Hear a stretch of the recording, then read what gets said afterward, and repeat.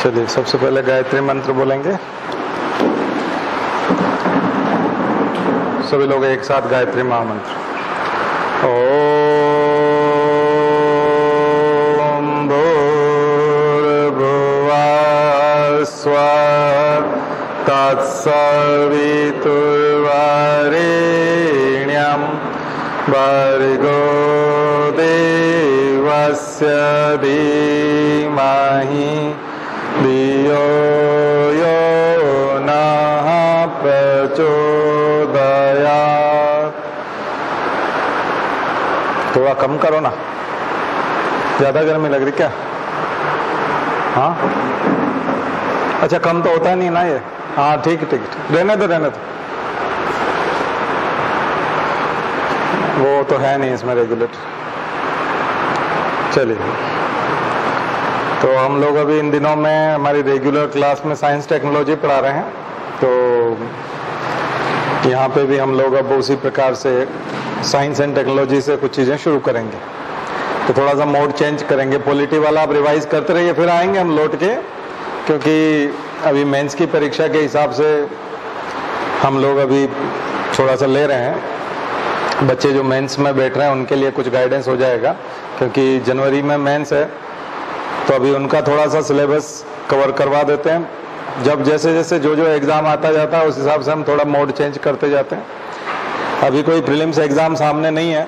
जब कभी नोटिफिकेशन इधर आएगा एमपीपीएससी का और यूपीएससी का, तब फिर हम लोग फिर इस मोड में आएंगे। तो अभी हम मेंस के मोड में चल रहे हैं, थोड़ा सा आंसर राइटिंग के मोड में।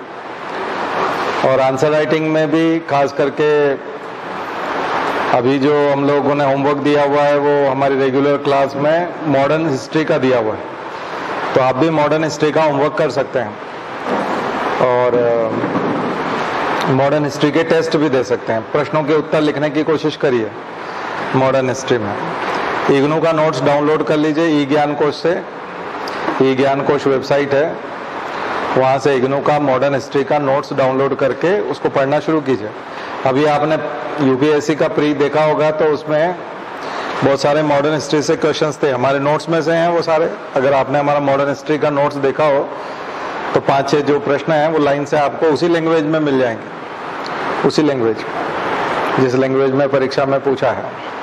तो बहुत मुश्किल होता है लैंग्वेज का मिलान होना यूपीएससी में खास करके। लेकिन यूपीएससी जो प्रश्न पूछ रहा है वो एकदम सेंट्रल आइडिया पूछ रहा है, आत्मा पूछ रहा है, किसी भी सब्जेक्ट की आत्मा को पूछ रहा है। तो जो सब्जेक्ट एक्सपर्ट होता है या सब्जेक्ट का जानकार होता है, जैसे कोई आधुनिक भारत पढ़ाता है, मॉडर्न इंडिया पढ़ाता है, तो उसको पता है कि कौन सी चीज इंपॉर्टेंट है और वो बताता भी है, और उसी हिसाब से प्रश्न भी आते हैं। तो पर ये कोई सामान्य आदमी अगर सोचे कि ये आंसर मुझे भी पता होना चाहिए या ये मेरे लिए मामूली बात है, तो उसको थोड़ी सी दिक्कत आती है। इसलिए दिक्कत आती है क्योंकि वो फैक्ट्स को रटना चाहता है, किताबें पढ़ना चाहता है, जबकि आपको निकालना है, आत्मा को निकालना है, जिस्ट को निकालना है, सेंट्रल आइडिया पे जाना है, मुख्य भाव पे जाना है। तो मुख्य भाव पे कैसे जाएंगे, तो ये एक एक महापुरुष को पढ़ने के बाद उसका मुख्य भाव समझ में आता है। तो जब हम जैसे ईश्वरचंद विद्यासागर की बात करते हैं, तो महिलाओं के लिए उन्होंने खूब काम किया, शिक्षा के क्षेत्र में उन्होंने खूब काम किया, इसलिए नाम भी विद्यासागर है। और बंगाल में उनकी मूर्ति तोड़ी गई थी जादवपुर विश्वविद्यालय में, और वो सारा प्रपंच हुआ था, इस वजह से वो करंट अफेयर्स का मुद्दा भी बन जाता है।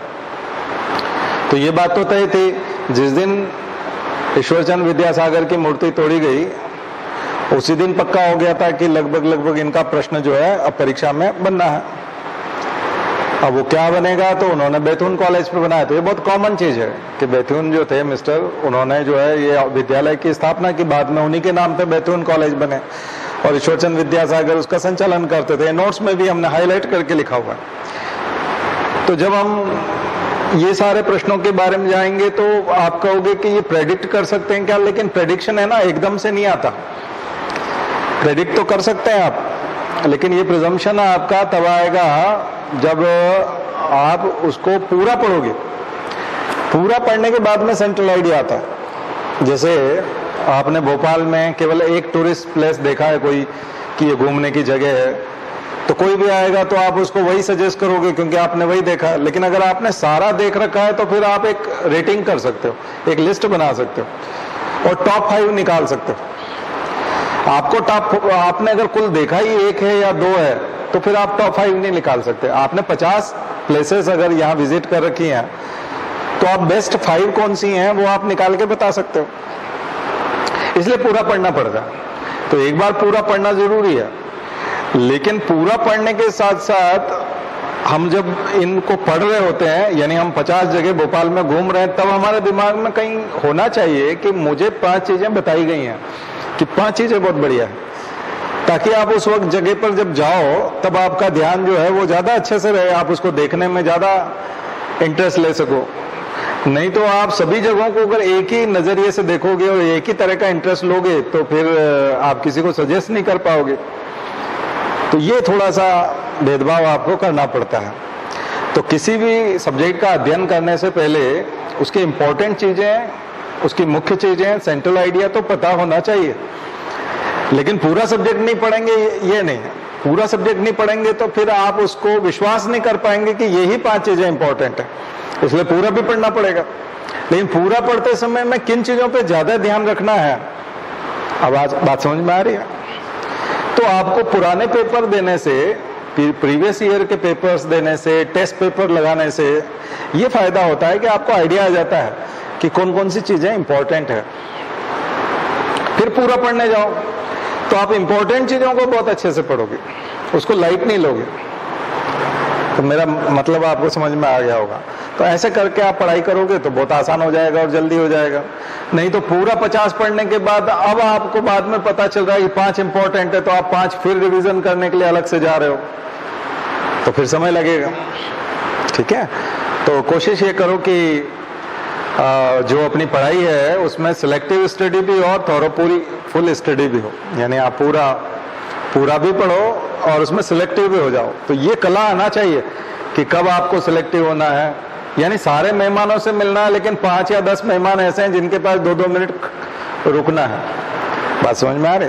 आपके यहाँ मैदान में 500 मेहमान हैं, 500 मेहमानों से आप जाकर के नमस्कार करोगे, धन्यवाद दोगे कि आप हमारे यहाँ कार्यक्रम में आए, धन्यवाद आपको।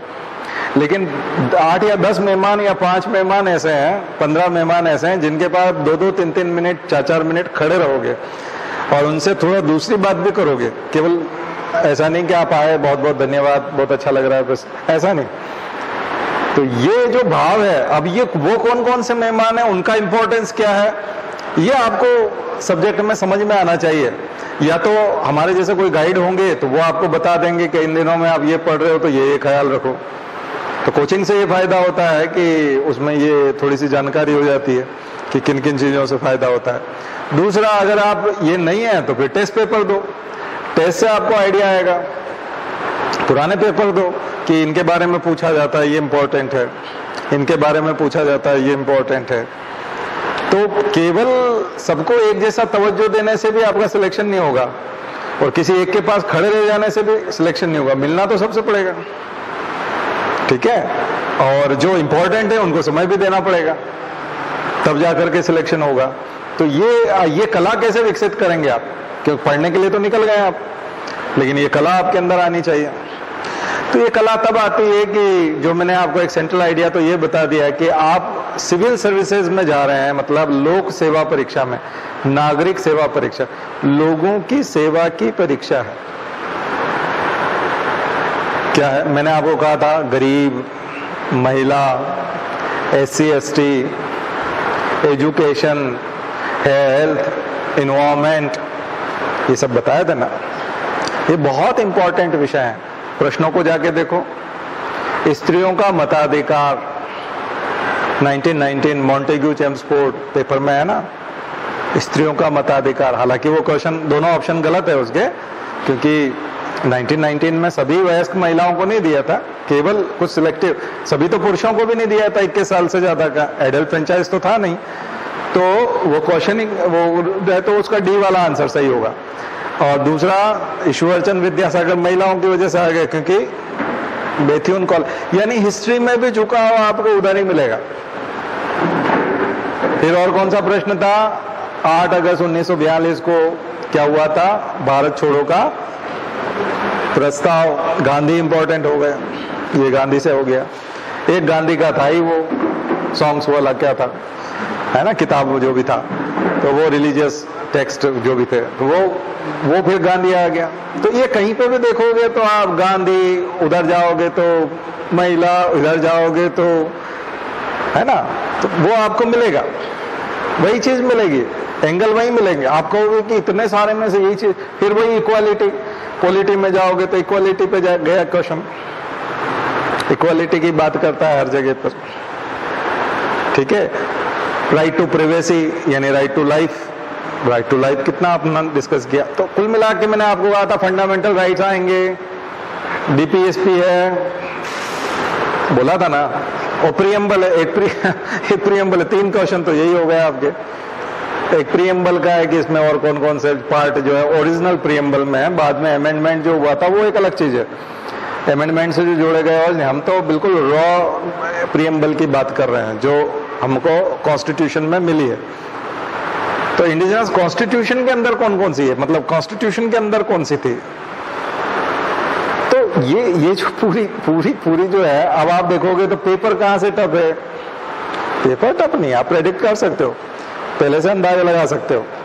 हम जब हिस्ट्री के इंपॉर्टेंट सेक्शन की बात कर रहे थे, उसमें मैंने आपको शायद एक आध कोई क्वेश्चन आया भी था कि ये कोई एक क्वेश्चन आया जो मैंने बताए थे उस दिन, शायद साउथ का कुछ बता रहा था, या शिवाजी में से कौन से एक हिस्से में शायद अलाउद्दीन खिलजी ने एक और कुछ और बताया था, वहां से क्वेश्चन था। ईश्वरचंद विद्यासागर के बजाय मैंने राजा राम मोहन राय ज्यादा बताया था उस दिन, और एक और कुछ बताया था, वो क्वेश्चन में देख रहा था मिडिवल में से। कोई सपोर्ट करो मुझे, कौन सा क्वेश्चन था? मैंने अकबर बताया था, ये बताया था, और कुछ बताया था ना, हाँ, बौद्ध धर्म जैन धर्म वाला नहीं, एक और स्वामी विवेकानंद ने, और कुछ था, देखो वो क्वेश्चन भी सीधा सीधा वहां देखने को मैं भूल गया, मेरे को याद था उस दिन जब मैंने देखा तो मुझे हंसी चली, मैंने कहा हाँ विवेकानंद का होगा, लेकिन एक और था जो सीधा सीधा प्रश्न था। नहीं, कंसंट्रेशन ऑफ वेल्थ तो मैं आपको बोलता ही रहता हूँ, डीपीएसपी का वायोलेशन है ही है, काफी चर्चा की हमने उसके बारे में। तो आप लोगों ने देखा होगा कि जिस सेंट्रल आइडिया की बात हम आपको कहते हैं, कई लोग यहाँ आते हैं परीक्षा की तैयारी करने लगे, वो समझ नहीं पाते, वो सोचते हैं सर पढ़ा नहीं रहे हैं, सर ऑब्जेक्टिव नहीं बता रहे हैं, सर उस तरह से बात नहीं कर रहे हैं। लेकिन आप देखोगे पेपर, अब देखोगे तो आपको लगेगा कि पढ़ाया तो वही गया है जो आया है, वही तो पढ़ाया गया। पेपर देखोगे तो आप संतुष्ट हो जाओगे, लेकिन आप अपने हिसाब से पढ़ना चाहते हो क्योंकि आपके टीचर्स आपको उस तरह से पढ़ाते थे, आपको आदत वो है, तो उस आदत से आप यूपीएससी नहीं निकाल सकते, आपको आदत चेंज करनी पड़ेगी, आदत चेंज करना पड़ेगी। क्योंकि आप सिलसिलेवार, थोड़ा स्टाइल हमारा ऐसा है कि हम कहीं से भी शुरू हो जाते हैं, तो वो थोड़ा सा वो भी पकड़ना सीखना पड़ेगा आपको, क्योंकि आपका जॉब भी कहीं से भी शुरू होगा, आपका जॉब भी ऐसा ही है, आपके जॉब का एक्सपीरियंस जो होगा वो भी ऐसा ही है, क्योंकि आप कोई ऐसा ट्रेडिशनल जॉब नहीं कर रहे,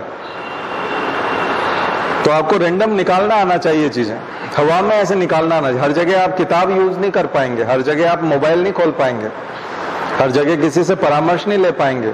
दिन भर में आप कहीं कलेक्टर हैं तो हर चीज के लिए आप पूछना चाहेंगे कि मैं भोपाल फोन कर लूं, साहब को पूछ लूं, मेरे बॉस को पूछ लूं, तो फिर वो कहेगा भाई इसको कुछ भी तो नहीं आता, इसको किसने आईएएस बना दिया, वो दिक्कत आएगी ना। बहुत सारी चीजें आपको अपनी मर्जी से ही करना पड़ेगी, तो मर्जी से करना तो सीखना पड़ेगा आपको कि अपनी मर्जी से कैसे आप निर्णय लें, तो ये शुरुआत करनी पड़ेगी आपको, ये इसी से होती है, ठीक है।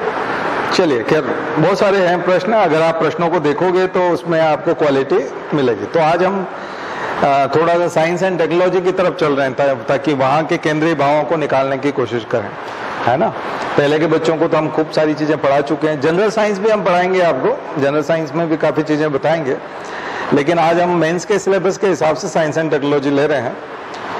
यूपीएससी के प्रीलिम्स में generally science and technology syllabus में नहीं है, लेकिन प्रश्न आते हैं, प्रश्न करंट अफेयर्स के नाम से आ जाते हैं, क्योंकि साइंस एंड टेक्नोलॉजी में करंट डेवलपमेंट बहुत होता है, और अगर आप मेंस का सिलेबस देखेंगे तो वो करंट से जुड़ा हुआ है। तो मैं सबसे पहले तो आपको सिलेबस बता देता हूँ। प्रीलिम्स का जो जनरल साइंस का सिलेबस है वो ये कहता है कि एक ग्रेजुएट व्यक्ति को साइंस की जितनी समझ होनी चाहिए, वो समझ आपको रोजमर्रा की जिंदगी में आपको तैयार करती है। डेली लाइफ में आप कहाँ कहाँ साइंस देखते हैं, कहाँ कहाँ साइंस हो सकता है, तो वो जनरल साइंस आपको समझ में आना चाहिए। साइंस इसलिए समझ में आना चाहिए, तो एक तो मैंने आपको विज्ञान की दृष्टिकोण वाली बात बताई थी कि हमारा दृष्टिकोण जो है कैसा होना चाहिए, वैज्ञानिक दृष्टिकोण होना चाहिए, साइंटिफिक टेम्परामेंट होना चाहिए। साइंटिफिक टेम्परामेंट होगा तो 3 चीजों पे साइंटिफिक टेम्परामेंट आता है, तर्क, तथ्य और प्रमाण। साइंटिफिक टेम्परामेंट आर्ग्यू करता है, हमेशा आर्ग्यूमेंट करता है। बिना आर्ग्यूमेंट के साइंस नहीं होता। हर जगह पे वो प्रश्न लगाता है। आप अपने यहाँ परंपराओं के नाम पे, धर्म के नाम पे, परिवार में अगर प्रश्न करते हैं तो आपको चुप कर दिया जाता है कि नहीं, ऐसा प्रश्न नहीं करते, ये हमारा धर्म है, ये हमारी परंपरा है, ये हमारी व्यवस्था है, ये रीति रिवाज है, ये हमको करना है। आप कहोगे कि आप आर्ग्यू करोगे तो आपको नकार दिया जाएगा। दूसरे नंबर पे आते हैं तथ्य, फैक्ट्स, एविडेंस। एविडेंस तीसरे नंबर पे आएगा। दूसरे नंबर पे आएंगे फैक्ट्स। फैक्ट्स मतलब तथ्य। आप तथ्य दीजिए, कुछ फैक्ट्स दीजिए कि ये आप जो कर रहे हैं ये सही है, इससे ऐसा होगा, तो आपकी बहुत सारी परंपराएं गायब हो जाएंगी। फिर आप कहोगे ये सब फालतू चीज है, क्योंकि ये तो फिट ही नहीं बैठती। ना तो आप आर्ग्यूमेंट करने को तैयार हो, ना आप फैक्ट्स देते हो। और फिर एविडेंस, प्रमाण। लास्ट में एविडेंस दीजिए, प्रमाण दीजिए कि ये बिल्कुल सही है। अब इसका प्रमाण दीजिए, तो प्रमाण तो होता नहीं है, तो पूजा पाठ का नहीं होता। कई बार ये सब भावनाओं का खेल है, तो भावनाओं का है तो फिर उसको भावना तक बना के रखो, फिर जेब में हाथ डालने की क्या जरूरत है। ठीक है, उसको भावना, आप भी भावना करो, हम भी भावना करें, पर जेब में तो साक्षात पैसा जाता है। केवल भावनाओं से काम थोड़ी चलता है, चल जाता है, नहीं चलता, जेब तो खाली होती है। तो जब भावनाओं का ही विषय है और ईश्वर से ही सीधा संबंध है हमारा, और ईश्वर ही प्रसन्न करना है, तो ईश्वर की भक्ति करें हम लोग। पैसे की क्या जरूरत है, लेकिन बीच में पैसा आता है, क्योंकि बीच में बिचौलिए हैं। तो बिचौलिए हैं, उनको बिना, वो तो पैसे के लिए वहां आए हुए हैं, उनको भावनाओं से कोई लेना देना नहीं। इसलिए लफड़े वाला काम है, इसमें थोड़ा सा दिक्कत आने लगती है। तो फिर आपकी राजनीति भी डगमगाने लगती है, और फिर आरएसएस जैसे संगठन है वो भी डगमगाने लगते हैं, और फिर बहुत सारे जो इस नाम पे वोट बटोरते हैं या झांकी जमाते हैं अपनी, उन सबकी भी हालत खराब होने लगती है, क्योंकि वो तो टिकते ही नहीं है, वो तो आंधी टाइप उड़ जाता है। तर्क, तथ्य, प्रमाण अगर बीच में आ जाएगा तो गेम ही खत्म हो जाएगा। तो साइंटिफिक टेम्परामेंट वो चाहते भी नहीं, लेकिन कॉन्स्टिट्यूशन ने कहा है फंडामेंटल ड्यूटीज में कि आपको, प्रत्येक नागरिक को साइंटिफिक टेम्परामेंट रखना चाहिए। लेकिन साइंटिफिक टेम्परामेंट के साथ साथ उन्होंने ये भी कहा है कि आपको दूसरों की भावनाओं का भी ख्याल रखना है। ठीक है कि ईश्वर को कोई एकदम प्रकट नहीं कर सकता। अब वो स्वामी विवेकानंद को सब मानते हैं, लेकिन स्वामी विवेकानंद तो सबसे पहले आर्ग्यूमेंट ही करते हैं, आपने ईश्वर देखा है, आपने ईश्वर देखा है, ये तो कितना खतरनाक है। अब ऐसी बात हम करने लग जाए तो हमको तो विरोधी, धर्म विरोधी बोलने लग जाएंगे। और विवेकानंद की मूर्ति लगा रखी है सभी ने, और विवेकानंद की मूर्ति जो लगाता है वो सबसे बड़ा धार्मिक है, जबकि उसका पहला प्रश्न क्या था, आपने ईश्वर को देखा है। और अगर वो कहता था हम देखा, मुझे दिखाओ, मुझे दिखा सकते हो। तो ये बड़ा, पिछली बार मैंने इस पे बात भी की थी आपसे और बोला था। तो ये बड़ा विचित्र है कि हम जो है, वो वैज्ञानिक दृष्टिकोण था, उनका जो दृष्टिकोण था वो वैज्ञानिक दृष्टिकोण था। उन्होंने उसमें से मेडिटेशन को चुना, तमाम धर्म ग्रंथों में से उन्होंने वेदांत को चुना, गीता को चुना, उन्होंने सिलेक्ट किया। उन्होंने सारे के सारे धर्म ग्रंथों को नहीं चुन लिया कि ये बिल्कुल सही है और हम इनको फॉलो करते हैं, सारे भगवानों को, सारे देवताओं को, बहुदेववाद को नहीं। उन्होंने बहुत अलग तरह के अध्यात्म को चुना, उनका रास्ता बिल्कुल अलग था, वो दूसरों के रास्ते से मिलता नहीं था। तो एक तो ये चीज, तो साइंस इसलिए पढ़ना चाहिए क्योंकि हमारा कॉन्स्टिट्यूशन कहता है कि हमारा टेम्परामेंट, हमारा सोचने का तरीका, हमारा दृष्टिकोण साइंटिफिक होना चाहिए। तो साइंटिफिक कैसा होगा, तो जो लैब में हम सिद्ध कर सके, तर्कों के माध्यम पे जो हिस्सा, तो हमारे धर्म का जो हिस्सा तर्कों को सहन कर पाता है, किसी भी धर्म का, किसी भी दुनिया के किसी भी धर्म का जो हिस्सा तर्कों को सहन कर पाता, आर्ग्यूमेंट के सामने ढीला नहीं पड़ता, फैक्ट्स दे पाता है और एविडेंस रख पाता है, उसे अध्यात्म कह सकते हैं और वो स्वीकार करने लायक है। और जो उन तर्कों में बह जाता है, उन फैक्ट्स के सामने टिक नहीं पाता और एविडेंस मांगते ही घबरा जाता है, भाग खड़ा होता है, वो पाखंड है। दयानंद सरस्वती इसी पाखंड का विरोध करते थे, ठीक है। इसलिए केवल कौन टिकेंगे? वही ब्रह्मसूत्र, गीता और उपनिषद, ये टिकेंगे, बाकी सब बकवास कहलाएगी। और वो मानवता की बात करते हैं, इसलिए समाज कैसा हो जाएगा? मानवतावादी, समता मूलक समाज, ह्यूमन सोसाइटी, HUMANE। ये ह्यूमन कैसे लिखेंगे? HUMANE, मानवतावादी, मानवीय समाज। समाज कैसा होना चाहिए? मानवीय समाज, जिसमें किसी प्रकार का डिस्क्रिमिनेशन ना हो, कास्ट के बेस पे भी ना हो, जेंडर के बेस पे भी ना हो। जैसे हम अभी नारा लगाएंगे ना, जाति वंश सब एक समान, मानव मात्र एक समान, नर और नारी एक समान, ये तीनों। तो जाति वंश मतलब कास्ट बेस्ड डिस्क्रिमिनेशन ना हो, नर और नारी एक समान मतलब जेंडर बेस्ड डिस्क्रिमिनेशन ना हो, मानव मात्र एक समान मतलब इक्वालिटी, राइट टू इक्वालिटी। तो वही इगेलिटेरियन सोसाइटी, समतामूलक समाज आ गया कि नहीं? और यही मानवाधिकार की, और ये इनके आधार कौन होंगे? Human rights. अगर आप ह्यूमन राइट्स का वायलेशन करोगे तो हम समतामूलक समाज नहीं बना पाएंगे। तो समतामूलक समाज बनाने के लिए आपको काटछांट करनी पड़ती है। जो बहुत आगे निकल गया उसको थोड़ा रोक के रखना पड़ता है। उसको कहा जाता है कि थोड़ा तुम्हारे इसमें से जो बहुत ज्यादा कमाई कर ली, थोड़ा टैक्स दो ना, बहुत सारे लोग पीछे रह गए हैं। तो rich tax, super rich tax, तो सुपर रिच टैक्स लगाएंगे, इस टाइप से करेंगे, तब जाकर के हम कहीं सुपर पावर बन पाएंगे, बड़े लोग बन पाएंगे। चाइना भी यही कर रहा है, मैंने आपको बताया था, कॉमन प्रॉस्पेरिटी। शी जिनपिंग जो ध्यान दे रहे हैं अभी, वो किस पे दे रहे हैं? कॉमन प्रॉस्पेरिटी, एक साझा संपन्नता, साझी संपन्नता, सब लोग संपन्न बने। केवल एक व्यक्ति कैसे संपन्न बन रहा है? एक या दो व्यक्ति क्यों अमीर बनते चले जा रहे हैं? तो यही कॉन्सेंट्रेशन ऑफ वेल्थ, DPSP पे आ जाएगा। तो ये सब चीजें जो है ये तब आएंगी जब हमारा साइंटिफिक टेम्परामेंट होगा।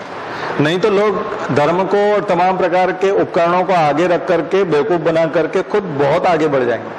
और इतना आगे बढ़ जाएंगे कि फिर वो ह्यूमन सोसाइटी नहीं रहेगी, इगेलिटेरियन सोसाइटी नहीं रहेगी, उसमें डिस्क्रिमिनेशन रहेगा, तो फिर उसमें क्राइम होगा। और एक वर्ग जो है वो भुखमरी के, इसलिए आप देखते हो हंगर इंडेक्स में हम 101 पे पहुंच गए, अफगानिस्तान 103 पे बैठा हुआ है। तो क्या वाकई में हंगर इंडेक्स? डेफिनेटली, क्योंकि ये कोविड के समय में आंकड़े लिए गए हैं, तो लोग सड़कों पे थे, कोई रोड पे था, किसी की नौकरी छूट गई थी, कोई मनरेगा में भी काम नहीं मिल रहा था, किसी को क्या हो रहा था, किसी को क्या हो रहा था। उन लोगों से सर्वे में जो अगर प्रश्न पूछे जाएंगे तो जवाब ऐसे ही होंगे कि हाँ हमने 2 दिन से नहीं खाया, हाँ हमने 3 दिन से नहीं खाया। तो हालात तो अफगानिस्तान जैसे ही हो जाएंगे। तो क्या भारत में तालिबान बैठा हुआ है? क्या सरकार इतनी तालिबानी सरकार है? नहीं, सरकार वैसी नहीं है, लेकिन जो लोकल नीतियां थी और खास करके कोविड के समय में जो मैनेजमेंट था वो फेल था, और उस समय चारों तरफ त्राहिमाम था। तो उस समय में तो रिजल्ट ऐसे ही आएंगे। सामान्य दिनों में हो सकता है हमारे बेटर रिजल्ट हो, लेकिन व्यवस्था में तो कहीं न कहीं लूप होल्स थे। फिर आप कहोगे कि नहीं ये किसको समझ में आती? नहीं, किसको समझ में आती है ठीक है, साधारण व्यक्ति को समझ में नहीं आती। इसलिए किसी जिले में यदि बाढ़ आती है और व्यवस्था नहीं हो पाती तो कलेक्टर सस्पेंड होता है, टीचर तो सस्पेंड नहीं होता। तो एक टीचर से तो ये अपेक्षा की जा सकती है कि आपके जिले में बाढ़ आएगी तो टीचर तो जिम्मेदार भी नहीं है और उसको समझ में भी नहीं आएगी, लेकिन कलेक्टर तो जिम्मेदार है ना। बात समझ में आई ना? कलेक्टर तो जिम्मेदार है। आप जिस तरह, कई लोगों ने उस समय में इस तरह के बहाने बनाए कि आपके पास 5 लोगों के खाने की व्यवस्था और अचानक से 25 आ जाए तो फिर क्या कर सकते हो आप? अरे भैया, तो कलेक्टर को तो ये भी पता होना चाहिए ना कि 25 आना चाहिए, 25 आने वाले हैं।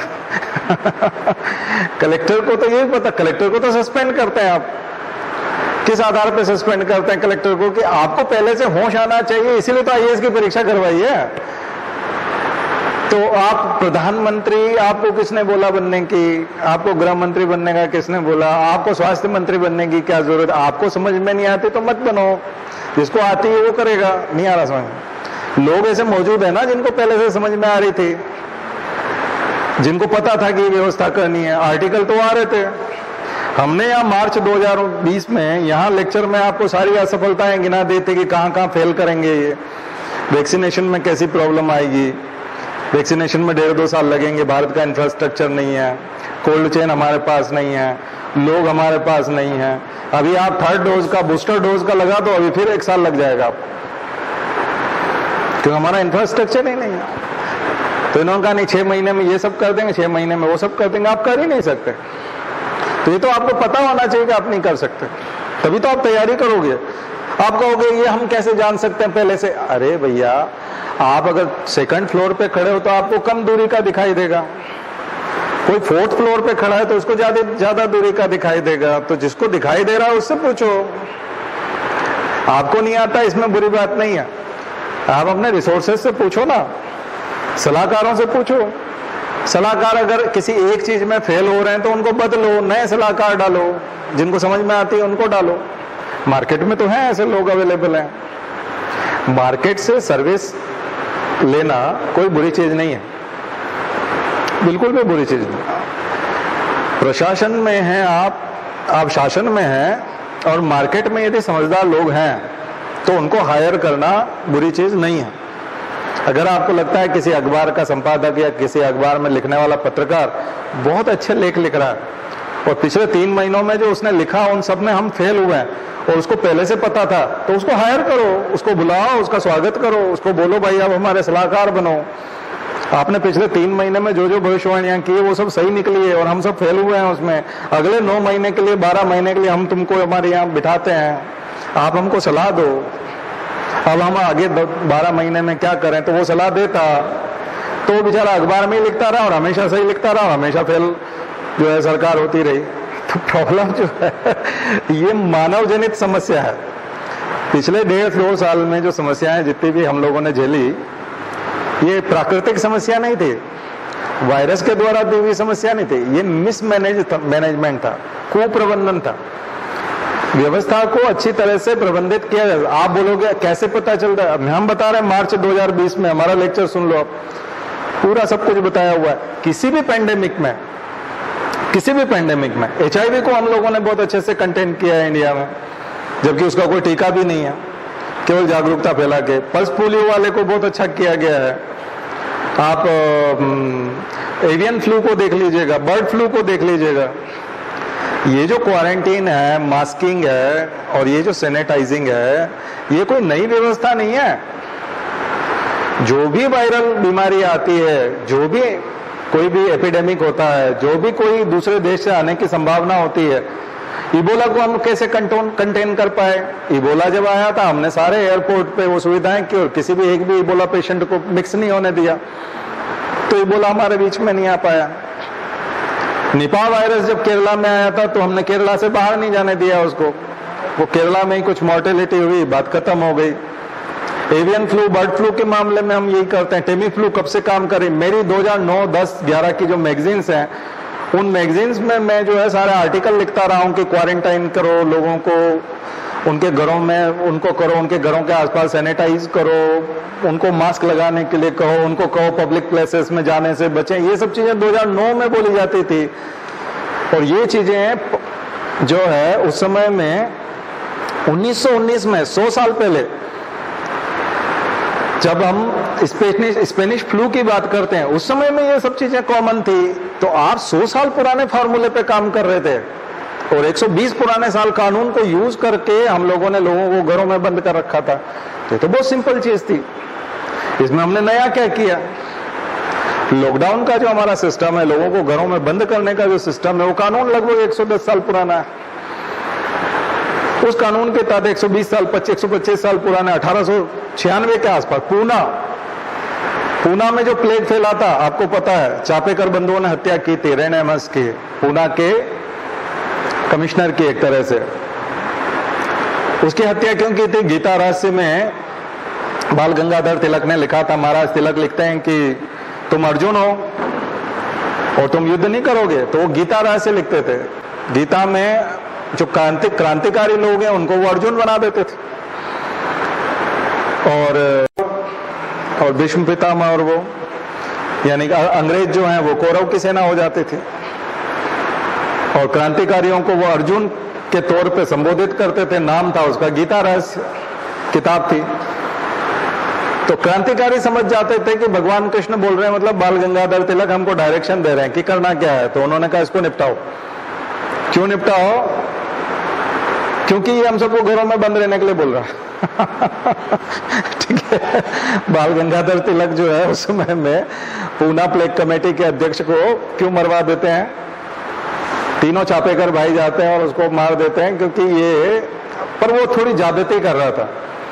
वो क्या कर रहा था कि अगर किसी को प्लेग हो गया तो उसको जंगल में छोड़ के आ जाओ, क्वारंटीन घरों में मत करो, घरों में तो लोग रहते हैं और ये बीमार होंगे और ये बीमारी फैलेगी।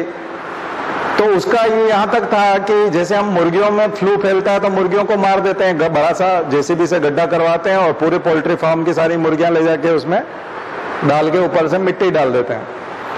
तो अगर ऐसा ही हम लोग अगर कोरोना पेशेंट के साथ करते कि जिसको कोरोना हुआ है वो सबको गड्ढे जेसीबी से गड्ढा खुदवाओ, उसमें डालो, बंद करो, तो उसका घूमने फिरने का सवाल ही नहीं उठता और वो कॉन्टाजियस इफेक्ट जो है उसका बीमारी का वो खत्म हो जाएगा।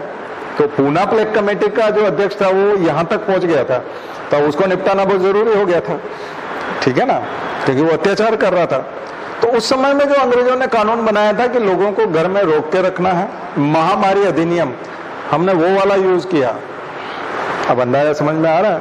1898 वाला, 1900 वाला भी नहीं, 1898 वाला, यानी लगभग 123-24 साल पुराना, 22 साल पुराना। तो आपने नया क्या किया भैया? स्पेनिश फ्लू 1919 का तो आपने क्वारंटीन और ये और मास्किंग, सैनिटाइजिंग, ये तो वो कर रहे हो। फिर जो 2009 में 2010 में जो एवियन फ्लू है ये है, उसको ये कर रहे हो। फिर 2012-13 और इधर जो आपका वो जो इबोला है उसकी प्रैक्टिसेस आप यहाँ कर रहे हो। और फिर निपा वायरस जो 2015-16 वाला था केरला, उसकी, तो आपके यहाँ तो वायरस कई बार आता है ना, कई बार आता है। ये थोड़ा डिफरेंट था, लेकिन आपने चीजें तो वही सारी यूज की। अरे नया कुछ बनाना था ना। पत्रकार तो चिल्ला रहे थे कि आपका इंफ्रास्ट्रक्चर इस वायरस के लायक नहीं है। आपने लाइट लिया, एक से एक एक्सपर्ट थे, साइंटिस्ट थे, आपने कचरा टाइप लोगों को अपने पास बिठा के रखा। उनको कुछ आता ही नहीं है, उनको कुछ पता ही नहीं था, खुद को भी नहीं पता था, सलाहकार को भी नहीं पता, और सब कचरे करवा दिए। कितने लोग मरे? बहुत लोग, 1-8 करोड़ लोग साफ हो गए। ऑफिशियली तो वो 3-4 लाख बता रहे हैं, लेकिन लगभग 1-8 करोड़ लोग चले गए। मध्य प्रदेश अकेले में 15 लाख लोग चले गए होंगे, जबकि ये 30-35 हजार बताते हैं, 40 हजार बताते हैं। तो ये बहुत खतरनाक है। तो ये साइंटिफिक टेम्परामेंट नहीं होने की वजह से, ये किसकी वजह से है? साइंटिफिक टेम्परामेंट नहीं होने का। इसलिए साइंस एंड टेक्नोलॉजी का पढ़ना बहुत जरूरी है। इसलिए आपका जो समाज है, आपकी राजनीति है, आपका जो पूरा खास करके अध्यात्म है, इन सबको तर्कों को झेलना आना चाहिए, फैक्ट्स इनके पास होने चाहिए और प्रमाण इनके पास होने चाहिए। अदरवाइज ये एक पाखंड होगा, एक धूर्तता होगी, एक अंधविश्वास होगा और जनता के साथ धोखा होगा। क्योंकि सामान्य दिनों में तो पता नहीं चलेगा, लेकिन खास करके ऐसी आपदा जब आएगी तो पोल पट्टी खुलेगी और लोगों का विश्वास उठेगा, लोगों का विश्वास उठेगा। तो अगर आपको धर्म को बचाना है तो उसको गतिशील बनाना पड़ेगा। धर्म को यदि बचाना है तो उसको गतिशील बनाना पड़ेगा। महादेव गोविंद रानाडे बोलते हैं जो धर्म गतिशील नहीं होता, समय की धार के साथ नहीं चलता, समय के अनुकूल नहीं चलता, समय के अनुकूल अपने आप को बदलता नहीं। जैसे मुसलमानों का धर्म आपने देखा कि जो मुसलमान अपने आप को बदल पाए, वो टर्की में, ईरान में, कई जगह मुसलमान बहुत बदल लिए अपने आप को, तो बहुत आगे बढ़ गए, आधुनिक हो गए। और जिन देशों के मुसलमान बदल नहीं पाए वो क्या कर रहे हैं? अफगानिस्तान में तालिबान है, तो वो अभी भी पुरानी परंपराओं को लागू करना चाहते हैं, वो गतिशील नहीं है, वो अपने अंदर बदलाव ही नहीं लाना चाहते। तो जो धर्म बदलाव नहीं लाता वो समय के साथ नष्ट हो जाता। ठीक है ना। बौद्ध धर्म थोड़ा बदलाव लाने में कामयाब हुआ तो जैन धर्म से ज्यादा सफल हुआ। इसलिए आप बौद्ध संगीतियां देखते हो तो बौद्ध संगीतियों में अभिधम्म पीटक, सुत्त पीटक, विनय पीटक, तो बौद्ध धर्म की शिक्षाओं को इकट्ठा किया जा रहा है, थेरवाद, स्थिरवादी, थेरवादी, आप पढ़ते हो तो बार बार विभाजन होता रहता है, उनमें नए नए विचार आते रहते हैं। जबकि जैन धर्म जो था वो कठोर था, और कठोरता के आधार पर उसमें भी पंथ बने, जैन धर्म में भी कई सारे उसमें भी विवाद हुए और कई तरह के पंथ बने, लेकिन वो कठोर था, आम जनता से दूर रहा। वो आम जनता को लगता था कि जैन बनना बड़ा मुश्किल है, क्योंकि जैन धर्म में जाने के बाद कठोर तपस्या करनी पड़ेगी, कठोर नियमों का पालन करना पड़ेगा। बौद्ध धर्म उससे ज्यादा सफल था और हिंदू धर्म उससे ज्यादा सफल था, क्योंकि वो और सरल था। तो जो धर्म अपने आप को गतिशील बनाए रखता है, समय की धार के साथ चलता है, समय के अनुसार साइंटिफिक टेम्परामेंट के साथ चलता है, तो सफल हो जाता है। ठीक है, मोहम्मद साहब के समय में तो लाउड स्पीकर नहीं थे, लेकिन मुसलमान जब लाउड स्पीकर से अजान चल रही ना, तो इससे फायदा होता है, ज्यादा लोगों तक संदेश पहुंचता है। हिंदू धर्म जो है वो लाउड स्पीकर का यूज करके सुबह सुबह टेलीविजन पे तमाम बाबा आ जाते हैं कि नहीं, आस्था चैनल पे और तब पे, हाँ, तो कितना भाव फैला पाते हैं। रामदेव तो पूरे टेलीविजन चैनल से ही पनपे हैं, उनका योगा और उनका मार्केट पूरा टेलीविजन बाबा है वो ठीक है ना। असली में उनके आश्रम में पहले से बहुत सारे लोग जाते हो, बाद में टेलीविजन आया हो, बाद में चैनल बने हो, ऐसा नहीं। चैनल बनने के बाद वो बने हैं, पहले चैनल बने उस पर वो आने शुरू हुए, उसके बाद उनके फॉलोअर शुरू हुए। इससे तो साइंस एंड टेक्नोलॉजी का इंपॉर्टेंस आपको समझ में आएगा। इसका मतलब साइंटिफिक टेम्परामेंट में नहीं होता बाबा में, तो इतना आगे नहीं बढ़ते। उन्होंने तो साइंस को यूज किया, साइंस को सीढ़ी बना करके अपने आप को आगे खड़ा कर दिया। तो इसका मतलब आपको बात समझ में आई होगी मैं क्या कहना चाह रहा हूं। आइए अब चलते हैं science and technology. Science and technology, इन दोनों भागों को अलग कर लीजिए। एक हो गया साइंस, दूसरा हो गया टेक्नोलॉजी। साइंस विशुद्धतः ज्ञान है, नॉलेज। साइंस है नॉलेज, एप्रोप्रिएट नॉलेज, विधिवत ज्ञान, विज्ञान, प्रॉपर नॉलेज, एप्रोप्रिएट या फिर प्रॉपर नॉलेज, ये हो गया साइंस। इसमें सूत्र हो सकते हैं, सिद्धांत हो सकते हैं,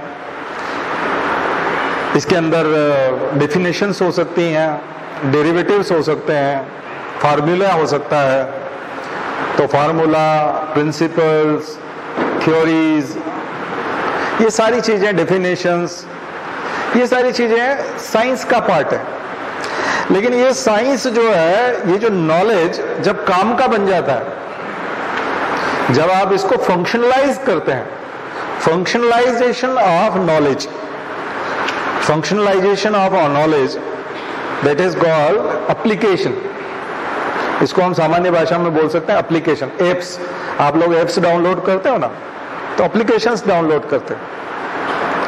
तो ये जब एप्स बन जाता है, एप्लीकेशंस बन जाते हैं, तो ये यूजफुल हो जाता है, यूजफुल फॉर मैनकाइंड, या फंक्शनलाइजेशन ऑफ नॉलेज। तो नॉलेज के फंक्शनलाइज होते ही वो टेक्नोलॉजी बन जाता है। नॉलेज जब फंक्शनलाइज हो जाता है तो उसको क्या कहेंगे हम लोग? टेक्नोलॉजी। ठीक है।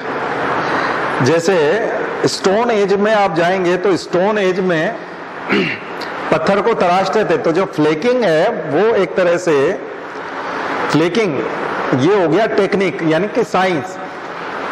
लेकिन उससे फिर शिकार में यूज करना उस चीज को, हैंडेक्स को, क्लीवर को, स्क्रैपर को शिकार में यूज करना, वो क्या हो जाएगा?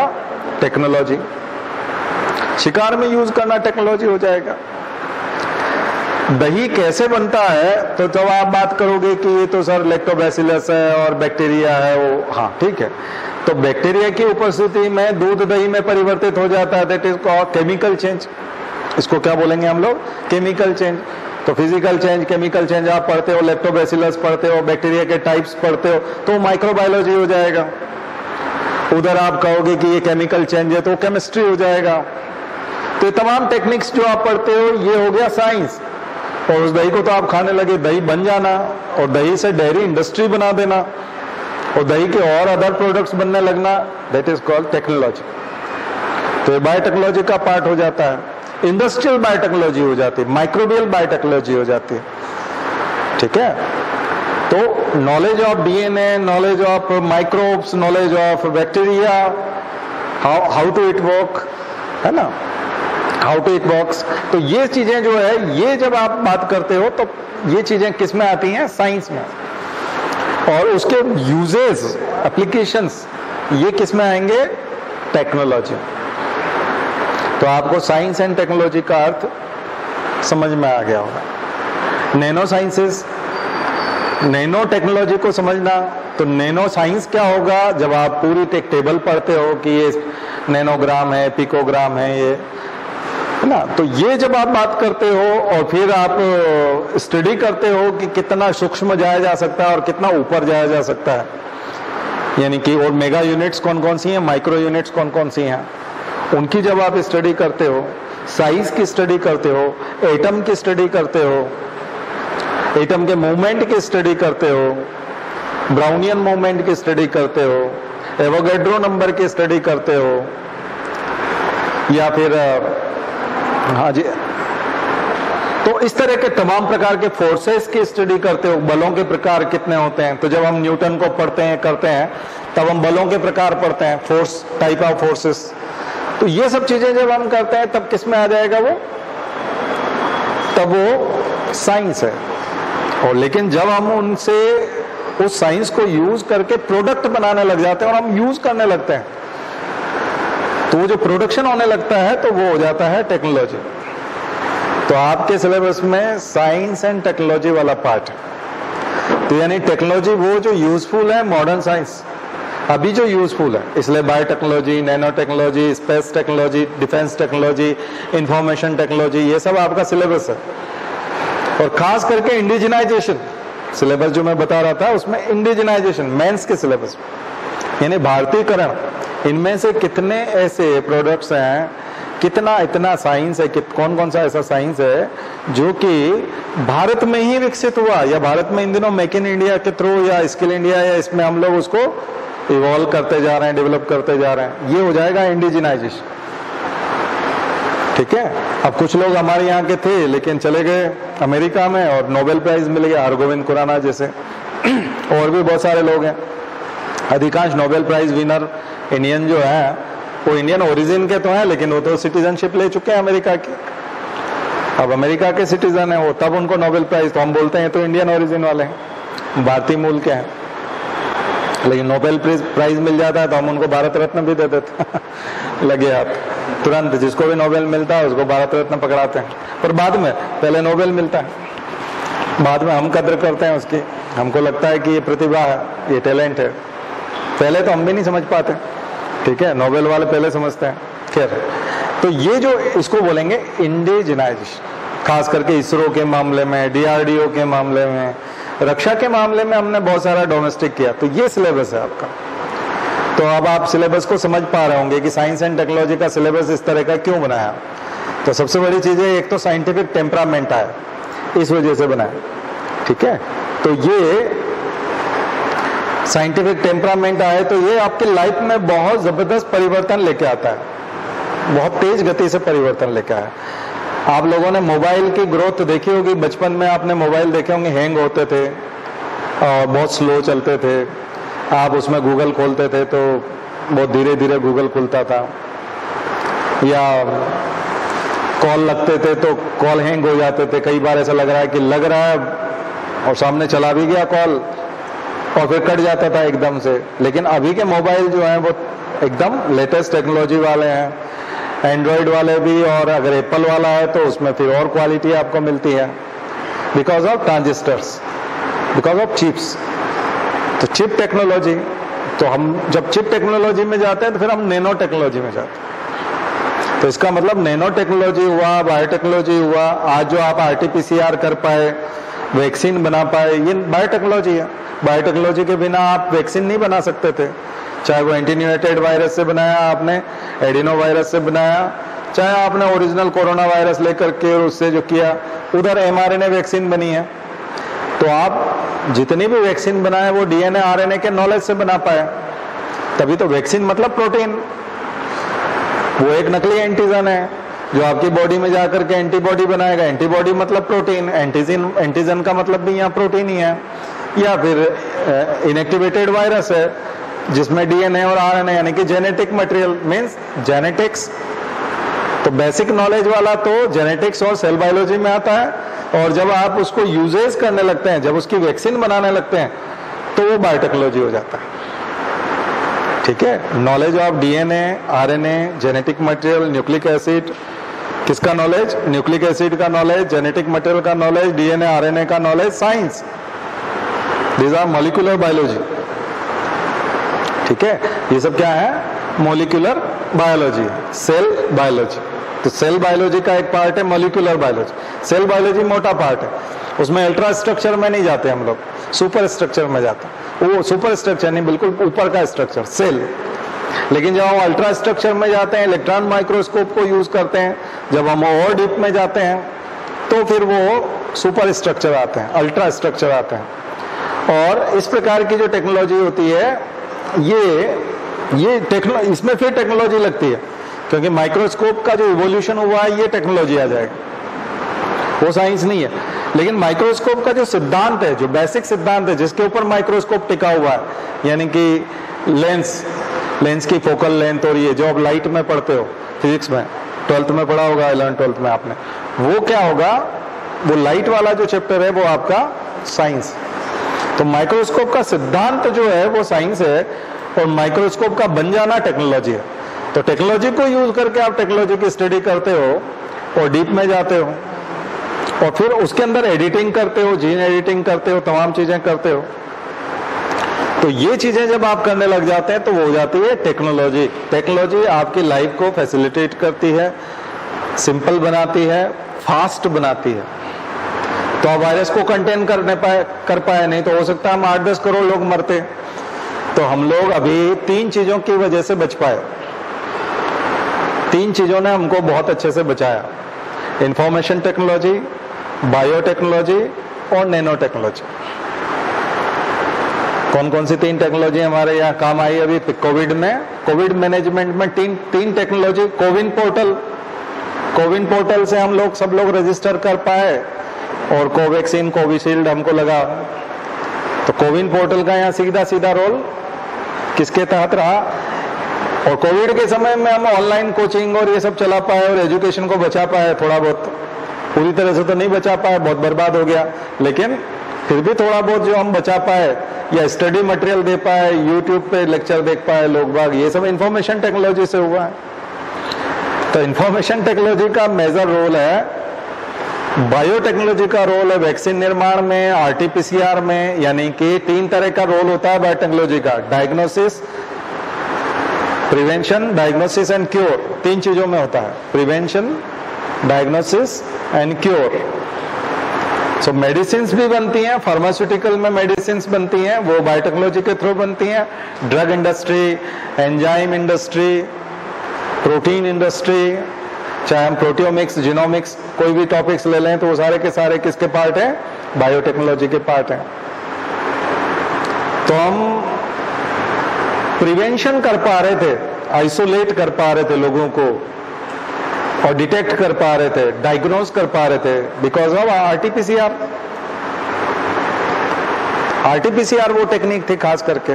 तो आरटीपीसीआर कहां से आया? Reverse transcriptase polymerase chain reaction, तो जो आपको बताया था। तो आरटीपीसीआर मतलब बायोटेक्नोलॉजी, क्योंकि आप एमआरएनए से डीएनए बना रहे थे, उल्टा कर रहे थे, रिवर्स ट्रांसक्रिप्शन कर रहे थे। तो आरटीपीसीआर मतलब बायोटेक्नोलॉजी। और इन सब की सूचना जो है इंफॉर्मेशन टेक्नोलॉजी पे जा रही थी। और फिर नैनो टेक्नोलॉजी हम इसलिए बोल रहे हैं क्योंकि जो ड्रग्स बनी है, जो चीजें हुई है, वो नैनो लेवल पे हुई है, एटॉमिक लेवल पे हुई हैं। उसमें नैनो टेक्नोलॉजी ने काम किया है, नैनो पार्टिकल्स ने काम किया है। इसलिए तीनों चीजों ने मिलकर क्रांति की है। दुनिया में जो क्रांति हुई है वो तीनों चीजों के मिलने से हुई है: इंफॉर्मेशन टेक्नोलॉजी के, बायोटेक्नोलॉजी के और नैनो टेक्नोलॉजी के। क्योंकि उधर पदार्थ जो है वो छोटा होता गया, पदार्थ के कणों को छोटा करते करते हम एटॉमिक लेवल पे ले चले गए, 10⁻⁹ पे ले गए, उसको हम नैनो बोलते हैं। और वहां जाकर के हमने उसमें एडिटिंग करना शुरू किया, और वो एडिटिंग यदि लिविंग ऑर्गेनिज्म में हो रहा है तो उसको हम बायोटेक्नोलॉजी कह रहे हैं। और चूंकि इसके साथ इंफॉर्मेटिक्स को जोड़ देते हैं तो वही बायो इंफॉर्मेटिक्स को जोड़ते हैं, तो इसलिए वो इंफॉर्मेशन टेक्नोलॉजी हो जाता है। पब्लिक कम्युनिकेशन में देना हो, चाहे आपस में वैज्ञानिक इतनी जल्दी, मैंने आपको जब लेक्चर लिया था पिछली बार मार्च 2020 में कोविड पे, तब मैंने कहा था कि किसी भी वैक्सीन को बनने में 20 साल लगते हैं, 10 साल लगते हैं, 10 साल तो मिनिमम लगते हैं, और R&D लगता है, और R&D में इन्वेस्टमेंट लगता है। तो सबसे पहले दुनिया के बड़े बड़े जो पैसे वाले लोग हैं वो उसमें पैसा लगाए। तो यहाँ गवर्नमेंट लगा रही थी, गवर्नमेंट लोगों से टैक्स लेती थी, पैसे वाले लोगों से, और गवर्नमेंट ने R&D में पैसा लगाया। कोवैक्सीन भारत बायोटेक को उसने दिया, यहाँ तक कि कोविशील्ड वालों को भी दिया, और बड़ी बड़ी जो US, UK वहाँ की गवर्नमेंट ने फंडिंग की। ट्रंप ऑलरेडी एक मिशन चला चुके थे वैक्सीन के लिए जाते जाते, तो वैक्सीन के लिए फंडिंग वो मॉडर्ना को दोनों को करके गए, फाइजर को। तो ये सारी फंडिंग जो है ये बहुत जरूरी होती थी। इस आधार पे हम बोल रहे थे कि 10 साल लगेंगे, तो हम 10 साल उस आधार पे बात कर रहे थे जब इंफॉर्मेशन टेक्नोलॉजी नहीं थी, नैनो टेक्नोलॉजी नहीं थी और बायोटेक्नोलॉजी इतनी डेवलप नहीं थी, तब 10 साल लगते थे। अब तीनों डेवलप थी। पहली बार दुनिया भर के साइंटिस्ट ने आपस में कोऑपरेशन किया, एक दूसरे को डेटा दिया, हम यहाँ तक पहुंच गए वैक्सीन बनाते बनाते, आप कहाँ तक पहुंचे, यहाँ तक, आपके रिजल्ट क्या रहे, ये रहे, तो हम यहाँ जाकर के फेल कर गए। तो बोले नहीं, हमने तो ये ट्राई किया था, अच्छा आपने ये ट्राई किया था, आप सक्सेस हो गए, चलो हम भी ये करते हैं, हम थोड़ा सा रॉन्ग चले गए थे। तो ऐसा करके करके करेक्शन किया, पूरे दुनिया के वैज्ञानिक एक दूसरे से बात कर रहे थे, मिले हुए थे, तब जाकर के कहीं हम लोग इतना तेज गति से वैक्सीन बना पाए, और 1 से 1.5 साल में हम लोगों ने वैक्सीन बना के रख दी। और कई कैंडिडेट हैं, बहुत सारे कैंडिडेट हैं वैक्सीन के। तो इतनी फास्ट डेवलपमेंट जो हुई है, ये इंफॉर्मेशन टेक्नोलॉजी के बिना तो संभव नहीं था। अगर लोग इंटरनेट पे जुड़े नहीं होते, टेलीमेडिसिन नहीं कर रहे होते, वीडियो कॉन्फ्रेंसिंग नहीं कर रहे होते, एक दूसरे के लैब का डेटा शेयर नहीं कर रहे होते, R&D में इन्वेस्टमेंट एक कंट्री से दूसरे कंट्री में नहीं ले रहे होते, तो आप देख रहे हो ना कि एस्ट्राजेनेका बना रहा है ब्रिटेन में, ब्रिटेन उसको कंट्रीब्यूट कर रहा है। एस्ट्राजेनेका अपनी लैब में जब बना लेता है तो हैवी प्रोडक्शन के लिए, मास प्रोडक्शन के लिए वो किसको देता है? इंडिया में देता है, पूना में, है ना, अडार पूना वाला की लैब को देता है ना, वो क्या नाम है उसका? हाँ हाँ, सुनाई नहीं दे रहा मुझे। हाँ, अडार पूना वाला तो है ही है। लैब का नाम बताओ ना। Serum institute. तो इतने सारे लोगों का अगर कोलैबोरेशन नहीं होता, country to country, government to government, scientist to scientist, bureaucrat to bureaucrat, industrialist to industrialist, आ रहा है समझ में? एंटरप्रेन्योर टू एंटरप्रेन्योर, और रिसर्च टू रिसर्च, और लैब टू लैब, या research lab to research lab. तो कितना जबरदस्त कम्युनिकेशन, कितने लेवल पे कम्युनिकेशन। ये बिना आईटी के कैसे हो सकता है, बिना इंटरनेट के कैसे हो सकता है? तो इंटरनेट की क्रांति के साथ हम 10 साल से 1 साल के अंदर कन्वर्ट कर पाए टाइम को, और इसको सभी ने फर्स्ट प्रायोरिटी दिया। गवर्नमेंट ने भी फर्स्ट प्रायोरिटी दिया, इंडस्ट्री ने भी फर्स्ट प्रायोरिटी दिया, फार्मास्यूटिकल ने भी दिया, डॉक्टर्स ने भी दिया, पेशेंट्स ने भी दिया, और वॉलंटियर्स ने भी। वॉलंटियर्स ने भी कहा कि हम पहले नंबर पे आएंगे क्योंकि जान बचाना जरूरी है, नहीं तो इतने वॉलंटियर नहीं मिलते हैं। लेकिन इसमें वॉलंटियर आगे बढ़ के आए, डॉक्टर्स आए, तो डेफिनेटली जो काम 10 साल में होना था वो 1 साल या 1.5 साल में हुआ और वैक्सीन बन गया। लेकिन इसमें 3 चीजों का कमाल आपको बताया। तो ये होता है दृष्टिकोण साइंस और टेक्नोलॉजी पढ़ने का, किसका? सिविल सर्वेंट का। बाकी तो आप किताब उठा लो, आपको कुछ समझ में नहीं आएगा, आपको लगेगा कि किताबें तो पता नहीं नोट्स क्या बता रहे हैं, हम आपको बता रहे हैं, तीनों को जोड़ के बता रहे हैं। अब आप इंडिविजुअल पढ़िए, आपको अच्छा लगेगा। इंडिविजुअल में जाएंगे तो अब आपको बहुत अच्छा लगेगा। अब आप एक एक पढ़िए, लेकिन आपको जोड़ना आना चाहिए कि वो कमाल क्या कर रहा है, और उससे सोसाइटी में पूरा कोविड पेंडेमिक या पूरा जो मैनेजमेंट था, इससे क्या रिजल्ट निकल के आया? लोगों का साइंस में, मेडिसिन में, डॉक्टर्स में विश्वास बढ़ा।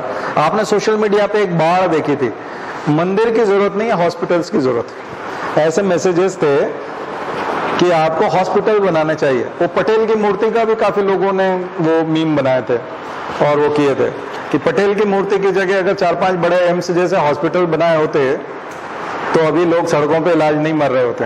तो लोगों ने, हालांकि उसका अपना इंपॉर्टेंस है टूरिज्म का, अब ये किसी को पता नहीं था, लेकिन ये पता होना चाहिए। मैंने बताया ना, जिसको पता हो उसी को ऐसे जगह पे बैठना चाहिए, है ना। जैसे कोई आदमी गाड़ी नहीं चलाता आता, बस चलाते नहीं आता, और 40 लोग बस में बैठे हुए हैं और वो बस चलाने लग जाए और इधर उधर घुमाया, बोले अरे भाई मैं चला रहा हूँ जैसे तैसे, मेरा एहसान मानो। अरे भाई नहीं चलाते आता तो तुम क्या चला रहे? मतलब इसमें तो तुम बहुत सारे लोगों के ऐसे काम, जब आपको एक्सपेरिमेंट ही करना हो तो अकेले करना चाहिए। जब आप 30-40 लोगों को साथ में लेके चलते हो तब एक्सपेरिमेंट नहीं करना चाहिए। तो आप बोलते हो मैं तो बहुत मेहनत कर रहा हूँ, बहुत ध्यान से चला रहा हूँ, पर मैं क्या कर सकता हूँ, ऐसा तो मैंने सोचा नहीं था कि ऐसा हो जाएगा वैसा हो जाएगा ये वो। तो फिर कम से कम आपको ऐसा सार्वजनिक काम हाथ में नहीं लेना चाहिए जिसमें बहुत सारे लोगों की जान का जोखिम हो। ये काम लेने वाला ऑलरेडी है, एक से एक बस चलाने वाले ड्राइवर, उनके पास सर्टिफिकेट है, उनके पास ड्राइविंग लाइसेंस है, एक से एक एक्सपीरियंस वाले लोग बैठे हुए हैं, ये बहुत अच्छे से हैंडल कर लेते, कोई प्रॉब्लम नहीं थी उसमें। ऐसे थोड़ी कि कोई आदमी सारे मर गए हैं सब एक्सपर्ट, बोल नहीं मुझे ही चलाना। तो ये अच्छा, भाव बड़ा अच्छा होता है। कई बार भाव पे जाते हैं लोग कि भाव कितना अच्छा है। तो देखो कई बार होता है भाव, जो मैं एक एग्जांपल दूंगा आपको। छोटा बच्चा अपने पिताजी को रोटी खिलाना चाहता है, तो उसकी माँ उसके हाथ में एक छोटा सा टुकड़ा रख देती है, उसके पिता बाहर थाली लेके डाइनिंग टेबल पे बैठे हैं, या पहले के जमाने में तो नीचे ही बैठते थे चटाई पे, वो बैठे हैं थाली लेके, तो वो एक छोटा सा टुकड़ा उसके हाथ में रख देते, जाओ पिताजी को खाना। उसका भाव बड़ा अच्छा है, लेकिन क्या उससे पेट भर सकता है उस टुकड़े से? वो बहुत मेहनत करता है, बहुत संघर्ष करता है, उसको चलना भी ठीक से नहीं आता, लेकिन उसके बावजूद हाथ को पूरा ऊंचा उठाए रखता है, बहुत संघर्ष के बाद जाता है। हो सकता है आप उसको ताली बजा के अप्रिशिएट करोगे, बहुत बड़ा काम कर रहा है, लेकिन अनावश्यक क्षमता नहीं है और उससे आप सोचो कि उसका खाना हो जाए, खाना तो नहीं हो सकता ना उसका। उसके बाद तो माई लेके आएगी रोटी, या घर का कोई बड़ा होगा वो पूरा खाना खिलाएगा उसको, तो खाना तो पूरा ही बाकी है भैया आपका। अब आप चाहो तो तारीफ कर लो उसकी, चाहो तारीफ करना है तो खाना तो हुआ नहीं है आपका, और खाना वो खिला सकता नहीं। आप कहोगे ना उसने पूरी, उसकी पूरी क्षमता भी तो कम है ना, उसमें क्षमता ही नहीं है। वो लोग ने उसने पूरी जान लगा दी थी, हाँ जान लगा दी थी लेकिन जान भी तो होनी चाहिए वो नन्ही सी जान, उसमें कुछ है नहीं समझ, और वो क्या करेगा? तो ये वाला क्रिटिसिज्म आपको कहीं नहीं मिलेगा इस लेवल का, लेकिन ये मैं इसलिए बता रहा हूँ क्योंकि ये सत्य है। और हम लोगों ने इतने आर्टिकल पढ़े कि हमारे दिमाग में घुस चुका है, इतने आर्टिकल पढ़े हैं, और ये सब आर्टिकल हम तब पढ़ रहे थे और पढ़ा रहे थे जब सब कुछ क्लियर था, और वो आर्टिकल में वो लिख रहे थे कि ये सब फेल होगा। सारी चीजें उन्होंने बताई थी कि कोविड मैनेजमेंट पूरा फेल होगा, हम ट्रेवल नहीं रोक पाएंगे, हम लोगों को मोबिलाइज होते हुए नहीं रोक पाएंगे, हम लॉकडाउन हमारा सफल नहीं होने वाला है, एजुकेशन हमारा फेल हो जाएगा, हम लोग वैक्सीनेशन में फेल कर जाएंगे, हम लोग आरटीपीसीआर का और दूसरे जो टेक्नोलॉजी है उनका सही से यूज नहीं कर पाएंगे, हमारे हॉस्पिटल्स और नर्सेज को और इनको जिस तरह से यूज करना चाहिए उनका हम लोग नहीं कर पाएंगे, सबका। और फिर उन साथ में वो सॉल्यूशन भी देते थे कि क्या कर लें तो हो जाए, क्या कर लें तो हो जाए, कैसे कर लें तो हो जाए, इन सब के सॉल्यूशन भी थे, लेकिन वैसा कुछ नहीं हुआ। तो ये डे 1 से पढ़ा रहे थे, इसलिए वो इतना क्लियर है कि उसमें कोई किंतु परंतु नहीं लगता। और एक नहीं, सारे न्यूज़पेपर, सारे एक्सपर्ट चिल्ला चिल्ला के बोल रहे थे, द हिंदू उठा लो, मिंट उठा लो, कोई सा भी न्यूज़पेपर उठा लो, डंका न्यूज़पेपर जो स्पॉन्सर्ड ना हो वो वाला, तो आपको पता चल जाएगा। इतना चिल्ला चिल्ला के बोल रहे थे। आप डेट में जाकर के देखो, इंटरनेट पे पड़ा हुआ है क्लियर। तो ये तो बहुत खतरनाक चीज है, डिजास्टर है तो, और ये मैन मेड डिजास्टर है। इंसान ने अपने हाथों से ध्वस्त किया, विध्वंस किया, ये तो बहुत खतरनाक चीज है। पर ये जो है जब पॉलिटिसाइज होता है और उस पर फिर धर्म का आवरण लेके आते हो, फिर आप इस तरह से वो एग्रीगेट होते हो, तो फिर तो वो तो बात ही खत्म हो जाती है। उसमें रैशनैलिटी का कोई मतलब ही नहीं है, उसमें कॉन्स्टिट्यूशन का कोई मतलब नहीं है, उसमें साइंटिफिक टेम्परामेंट का कोई मतलब ही नहीं है, उसमें R&D का कोई मतलब ही नहीं है। और ये जो जितने एनालिस्ट हैं और जितने एक्सपर्ट हैं उनके विजन का कोई मतलब नहीं है। तो इंटेलेक्चुअल जो है वो सब अपने आप को ठगा सा महसूस करते हैं, तो फिर तो काम ही खत्म हो गया। तो भगवान ना करे, अब तो भगवान नहीं बचे हैं जिनसे हम प्रार्थना कर सकते हैं कि कोई नई समस्या इस प्रकार की खड़ी हो और हम लोग जो है फिर से किसी पेचीदगी में जाएं। अच्छा, क्योंकि सफल नहीं होना है, वो समझ ही नहीं सकते, क्योंकि वो जो बेसिक नॉलेज होना चाहिए और बेसिक जो टेम्परामेंट होना चाहिए वो नहीं है, तो वो समझ ही नहीं सकता। इसलिए कई बार लोग बात ही नहीं करते, कई बार लोग सलाह भी नहीं देते, कई बार आप भी ऐसे व्यक्ति से बात करना बचते हैं जो उस बात को मानता नहीं है या उस बात पे कभी सहमत नहीं होता, तो फिर आप कन्नी काटने लगते हैं, आप दूसरा रास्ता निकाल। तो रैशनल लोगों ने बात करना बंद कर दिया, आर्ग्यू करना बंद कर दिया, समझाना बंद कर दिया, अपना रास्ता अलग निकाल लिया। तो जो समझदार व्यक्ति है फिर वो बात करना बंद कर देता है, क्योंकि वो अपनी इंसल्ट नहीं कराना चाहता। लेकिन आप लोगों के लिए बहुत जरूरी, क्योंकि आप सिविल सर्वेंट बनेंगे और आप सलाहकार बनेंगे और आप डिसीजन मेकर होंगे और आप पॉलिसी बनाते हैं गवर्नमेंट के लिए, इसलिए आपका साइंटिफिक टेम्परामेंट में ये जो बैकबोन के तौर पे दिया है ना, ये एडमिनिस्ट्रेशन को दिया, गवर्नमेंट को सामने रख दिया। हमारे कॉन्स्टिट्यूशन में मिनिमम क्वालिफिकेशन गवर्नमेंट के लिए रखी नहीं है। गवर्नमेंट में कौन जाएगा? कोई भी व्यक्ति जा सकता है, भारत का नागरिक हो, चुनाव लड़ सकता है, कुछ भी बन सकता है। बैकबोन जो बनाई है पीछे, steel frame of India, Sardar Patel इसको स्टील फ्रेम ऑफ इंडिया कहते थे। आईएएस, सिविल सर्विसेज, इंडिया का एडमिनिस्ट्रेशन, ये स्टील फ्रेम है, ये इस्पात के बना हुआ है, ये सॉलिड है और इसके लिए कुछ वैल्यूज हैं, एथिक्स हैं, बेसिक वैल्यूज हैं। वो उनमें एक बहुत इंपॉर्टेंट है साइंटिफिक टेम्परामेंट। आप कहोगे कि इन सब चीजों को फिर हटा दें क्या, धर्म को हटा दें क्या, भावनाओं को हटा, ये अलग चीज है, ये बिल्कुल अलग चीज है। क्योंकि कोरोना जब आपका हो रहा था तब आप क्या कर रहे थे उस समय सोचो ना, आप क्या कर रहे थे? पूजा पाठ कर रहे थे या अस्पताल लेके जा रहे थे?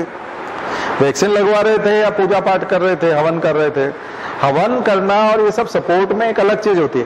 कैंसर में आप जादू टोना करो, कैंसर किसी को हो जाए तो उसको कीमोथेरेपी कराओगे, रेडियोथेरेपी कराओगे, उसका ट्यूमर निकलवाओगे कि ये सब करोगे? भाई वो कराओगे, पैरेलल में आप प्रार्थना करोगे, वो मनोवैज्ञानिक तौर पे आपको मजबूत करेगा, मरीज को थोड़ी सांत्वना मिलेगी कि भगवान मेरे साथ है, मेरे घर वाले मेरे लिए प्रार्थना कर रहे हैं। वो बिल्कुल अलग चीज है। साइंटिफिक टेम्परामेंट बिल्कुल अलग चीज है। लेकिन साइंटिफिक टेम्परामेंट के नाम पर, साइंस के नाम पर, टेक्नोलॉजी के नाम पर धार्मिक भावनाओं का भड़काना और उनकी इंसल्ट करना, धर्म के मानने वालों की, ये फिर कॉन्स्टिट्यूशन के खिलाफ चला जाएगा।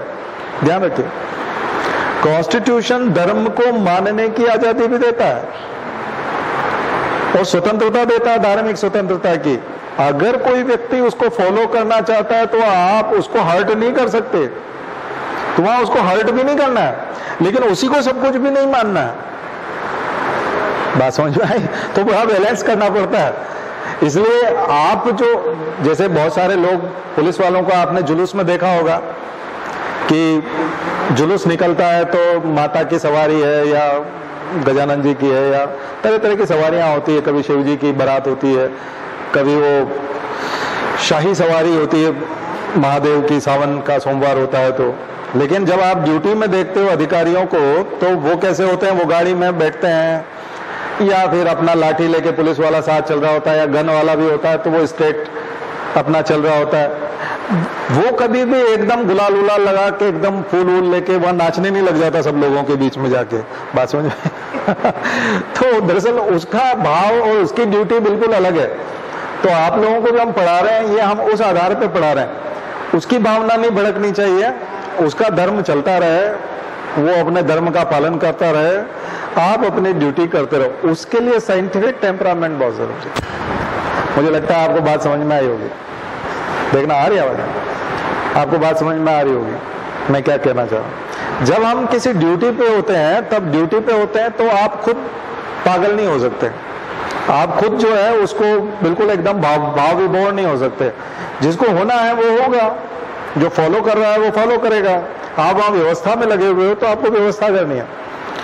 लेकिन कई लोगों को देखा मैंने कि वो बिल्कुल ड्यूटी भूल करके उलझ जाते हैं, तो इसका मतलब है कि वो उनका साइंटिफिक टेम्परामेंट नहीं है, वो केवल भाव प्रधान है। तो आपको विवेक प्रधान भी रहना है और भाव प्रधान भी रहना है। इसलिए हमारे यहाँ देवताओं में बड़ा संतुलन है। बीच में लक्ष्मी जी है, इधर गणेश जी विवेक के देवता है, सरस्वती ज्ञान की देवी है, तो कितना बैलेंस्ड है।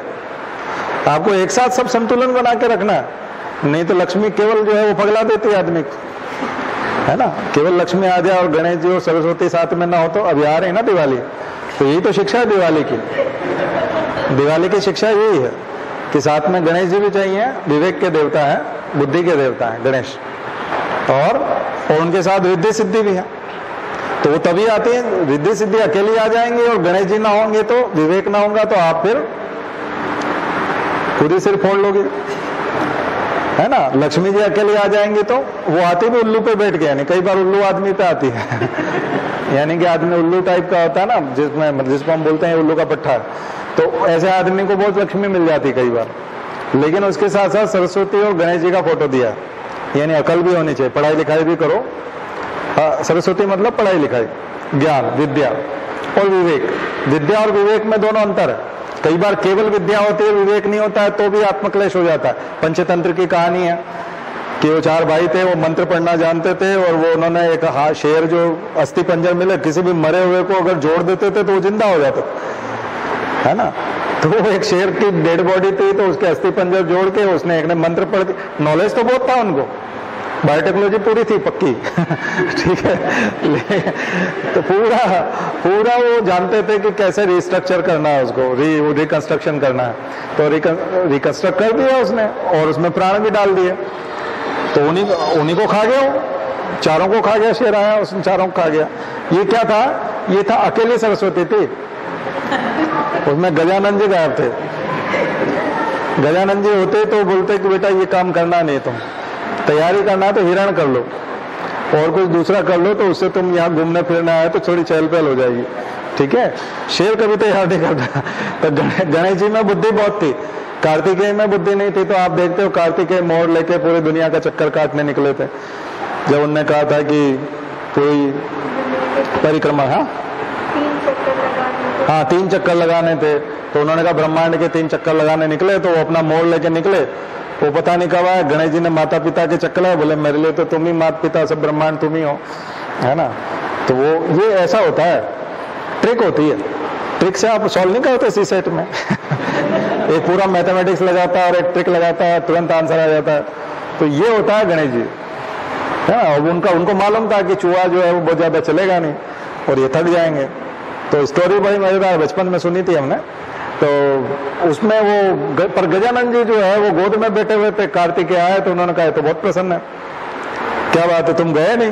बोले नहीं, मैं हो गया, पूछो इनसे, महादेव से, माँ से पूछो, और माँ से पूछो, पार्वती से पूछो, देखो ये बोलते हैं क्या क्या बोलते हैं। उन्होंने कहा नहीं ये फर्स्ट है, ये पहले आ गया ठीक है। तो ये है ट्रिक गुरु, आपको मिलते होंगे ना यूट्यूब पे, एक से एक ट्रिक गुरु बताएंगे आपको, वैदिक गणित से भी बताते हैं। तो ये है, खैर। तो ये थोड़ा सा दिवाली का संदेश भी हो गया आपको, तो ये बहुत जरूरी होता है। तो धर्म और बजाय इसके, धर्म के बजाय अध्यात्म, मैंने आपको उस दिन कहा था, स्पिरिचुअलिज्म जो है वो किसी भी सिविल सर्वेंट के लिए बहुत अच्छी चीज होती है। उससे आप स्पिरिचुअल बने रह सकते हैं, आप अपने धर्म का पालन भी कर सकते हैं, और स्पिरिचुअलिटी जो है आपको बचाती भी है बहुत सारी जगहों पे, कई सारे डायलेमा से बचाती है, करप्शन से बचाती है, और सबसे बड़ी बात तो वो डिप्रेशन से बचाती है। आप कहीं डिप्रेस होते हैं और ऐसे में उपनिषद पढ़ें, गीता पढ़ें, तो आपको बहुत अच्छा लगेगा। विवेकानंद को पढ़ें, बहुत अच्छा लगेगा। गांधी को पढ़ें, बहुत अच्छा लगेगा। तो ये लोग आपको बचाते हैं और आपको आध्यात्मिक बनाए रखते हैं, और आप धर्म से भी जुड़े हुए रहते हो। उसके साथ फिर आप साइंस एंड टेक्नोलॉजी पढ़ो और उसके हिसाब से अपने जीवन को संवारने की कोशिश करो। बाकी जो पोंगापंथी है वो सब अनपढ़ लोगों के लिए है, कॉमन लोगों के लिए है। कम से कम सिविल सर्वेंट का जो लेवल है वो थोड़ा सा एक स्टेज ऊपर वाला होना चाहिए।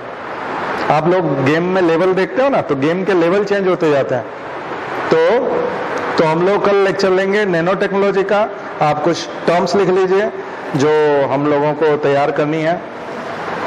So what is nano technology, definition लिख के लाइएगा, इंटरनेट पे अच्छे से मिल जाएंगे आपको। नैनो बॉल्स क्या होते हैं, नैनो रॉड्स क्या होते हैं, कुछ टर्म्स लिख लीजिए।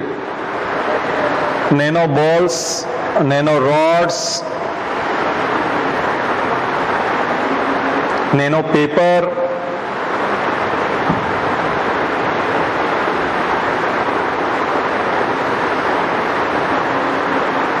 नैनो मेडिसिन,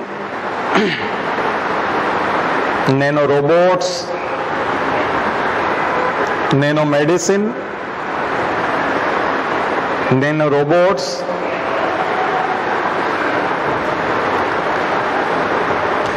बकी balls,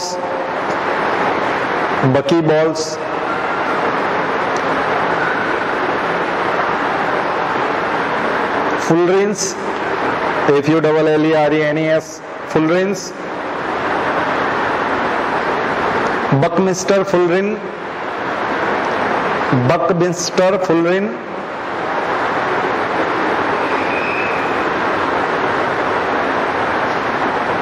nano tubes, carbon nano tubes,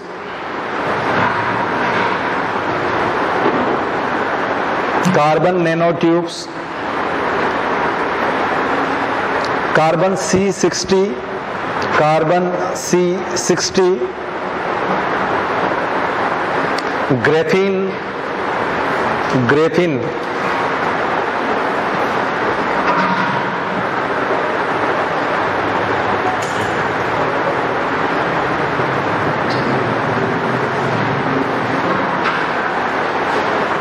Bharat का नैनो टेक्नोलॉजी मिशन, भारत का nano mission,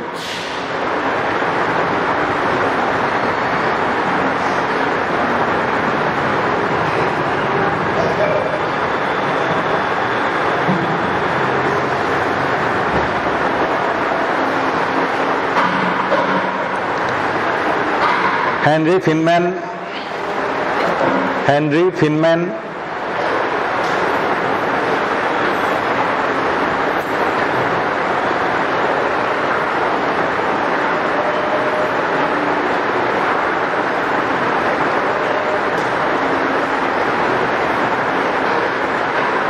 and applications of एक लॉन्ग आंसर मैं अभी बताऊंगा आपको। चलिए अभी आप ये टर्म्स पढ़ के आइए, फिर बात करेंगे। तो कल इसकी शुरुआत करेंगे, ठीक है ना। एप्लीकेशंस मैं आपको कल बताऊंगा। तो ये टर्म्स जो है सब नोट करके लाना कॉपी में, तो आपका चैप्टर तैयार हो जाएगा मेंस के हिसाब से भी, इंटरव्यू के हिसाब से भी और प्री के हिसाब से भी। और एग्जाम में आपको हो सकता है प्री में कभी कोई प्रश्न सीधा जानकारी मिले। ऐसा करके हम कल को और दूसरी टेक्नोलॉजी भी शुरू करेंगे, बायोटेक्नोलॉजी भी शुरू करेंगे, इंफॉर्मेशन वाली फिर नेक्स्ट वीक इंफॉर्मेशन टेक्नोलॉजी और दूसरी रोबोटिक्स और वो चीज़ें मैं बताऊंगा। तो ये सब आपका सिलेबस कंप्लीट होने लग जाएगा। फिर आप मेंस के क्वेश्चंस देखोगे, कभी प्रीलिम्स का पेपर उठाओगे तो आपको इन सब के प्रश्न मिलेंगे और अच्छा लगेगा आपको। खास करके टेस्ट देने में बहुत अच्छा लगेगा। जहाँ आपके 30-35 से ज़्यादा ठीक नहीं होते थे, तो धीरे धीरे आपके 40-50 ठीक होने लग जाएंगे। तो जैसे जैसे यहाँ क्लासेस करते जाओगे आपके नंबर जो है वो बढ़ते जाएंगे, और जिस दिन आप 60-65 करने लायक हो जाओगे उस दिन सिलेक्शन हो जाएगा, और मेंस में ये सब लिखने लायक भी बन जाओगे। आप लिखने लायक बनोगे तभी उधर 60-65 करने लायक बनोगे, ध्यान रखो, ठीक है। दोनों एक साथ ही होता है। ऐसा नहीं होता है कि मेंस में लिखने लायक बन गया उधर 60-65 नहीं आ रहे, ऐसा नहीं होता है, पैरेलल ही चलता है। और इंटरव्यू में जवाब देने लायक बन जाता है तो ये तैयारी एक पैकेज है। मेंस की तैयारी होती है, इंटरव्यू और प्रीलिम्स अपने आप निकलते हैं। जो लोग इंडिविजुअल तैयारी करने की कोशिश करते हैं, प्रीलिम्स की अलग से, मेंस की अलग से, इंटरव्यू के अलग, वो कभी सेलेक्ट नहीं होते। उनको हम तैयारी करते हुए देखते हैं कई वर्षों तक, वो कभी सेलेक्ट होते ही नहीं है, इसलिए अलग से कभी तैयारी नहीं होती। और जो अलग से तैयारी करवाता है वो महामूर्ख है, उसके पास जाना मत कभी, तो उसको यही नहीं पता कि अलग अलग तैयारी नहीं होती, अलग तैयारी होती नहीं है, मिक्स होती है। आपका व्यक्तित्व तैयार होता है। जैसे मैंने अभी लैंग्वेज में लेक्चर दिया, ये नॉलेज की वजह से दे पाया मैं, बेसिक नॉलेज है। वो बेसिक नॉलेज आपको आएगा तो आप मेंस में लिखवा लो, चाहे इंटरव्यू में बुलवा लो, चाहे प्रीलिम्स में ऑब्जेक्टिव या MCQ टिक करवा लो, उसमें क्या दिक्कत है, कुछ भी टिक करवा लो, वो कोई प्रॉब्लम नहीं है उसमें, क्योंकि वो पर्सनालिटी में आ गया, वो आपके व्यक्तित्व में आ गया, आपके दिमाग में आ गया, रग रग में आ गया। तो ऐसे ज्ञान को आपको अपनी बॉडी में लेके आना पड़ेगा, तो हाथ से लिखा भी जाएगा और मुंह से बोला भी जाएगा, और एग्जाम में टिक करते समय आपका दिमाग रिकॉल करके एकदम से ABCD में से सही सही लगाएगा, तो प्री भी निकल जाएगा, मेंस भी हो जाएगा, इंटरव्यू भी हो जाएगा, और आप ऐसे दिखोगे भी सही, वैसा लुक भी आएगा ऑफिसर वाला अपना, क्योंकि वो रग रग में जाएगा तो लुक आएगा उससे। फिर आप चपरासी जैसे नहीं दिखोगे, ऑफिसर जैसे दिखोगे। नहीं तो आदमी बोले नहीं आपको नहीं लग रहा, वो ऐसा नहीं है, वो तो हमको आ रहा है, ऐसा नहीं होता। ये गुप्त रूप से नहीं आता ज्ञान, ज्ञान आता है तो जब आप बेल्ट लगा रहे होते हो तब भी अलर्ट होते हो, जब आप कपड़े का कलर सिलेक्ट कर रहे होते हो तब भी अलर्ट होते हो, जब आप जूता बांध रहे होते हो तब भी ढंग से बांध रहे होते हो। पूरी जिंदगी जो है वो फिक्स होती है और पूरी जिंदगी में डिसिप्लिन आता है। लिखने में जब आता है, एमसीक्यू में आता है और बोलने में आता है तो फिर पूरी जिंदगी में आता है, फिर आपकी एक एक हरकत में आता है, फिर आपकी चॉइसेस चेंज हो जाती हैं, आपके दोस्त बदल जाते हैं, कैसे लोगों के साथ आप रहते हो, कैसे मोहल्ले में रहते हो, कहाँ आपने मकान लिया है, किराए से लिया है तो आप मोहल्ला भी उसी आधार पे चुनते हो, खाना पीना भी उस आधार पे चुनते हो, आपके दोस्त भी वैसे होते हैं, जूतों का कलर और उनका स्टाइल भी वैसा होता है। इसलिए ऑफिसर अलग लगता है क्योंकि वो इन स्टेजेस से गुजरता है, इसलिए वहां परफेक्शन दिखता है। लोग फिर उनको देख करके रोल मॉडल मानते हैं, उनसे अट्रैक्ट होते हैं। कई लोग बोलते हैं सर आप हमारे जूतों में मत जाइए, आप हमारे इस पे मत जाइए कि हमने ये क्या कर रखा है, आप हमारे बालों पे मत जाइए कि हमने क्या कर रखा है, आप हमारे इस पे मत जाइए, हमको तो बहुत नॉलेज है और हमारा से प्री नहीं निकल रहा, बाकी मेंस तो हम फोड़ देंगे और फलाना हो जाएगा, वो हो जाएगा।